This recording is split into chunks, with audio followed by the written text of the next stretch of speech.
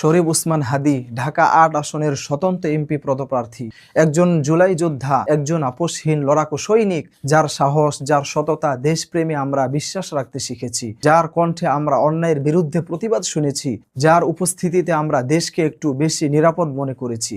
আজ সেই মানুষটিকে মৃত্যুর দুয়ারে ঠেলে দেওয়া হয়েছে। এটি কোনো দুর্ঘটনা নয়, এটি পরিকল্পিত একটি সহিংসতা।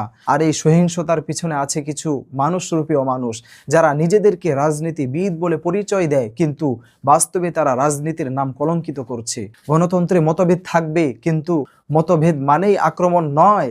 রাজনীতি মানেই প্রতিদ্বন্দ্বিতা, কিন্তু রাজনীতি কখনোই হত্যা চেষ্টা হতে পারে না। আজ যদি একজন জুলাই যোদ্ধা নিরাপদভাবে বেঁচে না থাকতে পারে, আজ যদি একজন সৎ ও সাহসী নেতা জীবন মরণ নিয়ে লড়তে থাকে, তাহলে প্রশ্ন ওঠে সাধারণ মানুষের আজ নিরাপত্তা কোথায়? আমরা কোন পথে এগোচ্ছি? আমরা কোনো প্রতিশোধ চাই না, আমরা চাই ন্যায় বিচার, আমরা চাই ঘটনার সুষ্ঠু ও নিরপেক্ষ তদন্ত।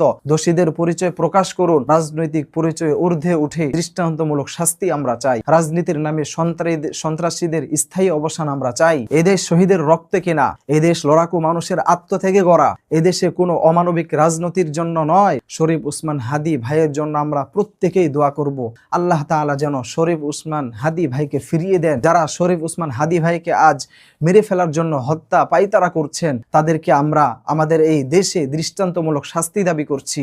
তাদের প্রত্যেককেই আমাদের সামনে আনতে হবে এবং তাদের প্রত্যেককেই জনসম্মুখে মানুষের সামনে দৃষ্টান্তমূলক শাস্তি দিতে হবে।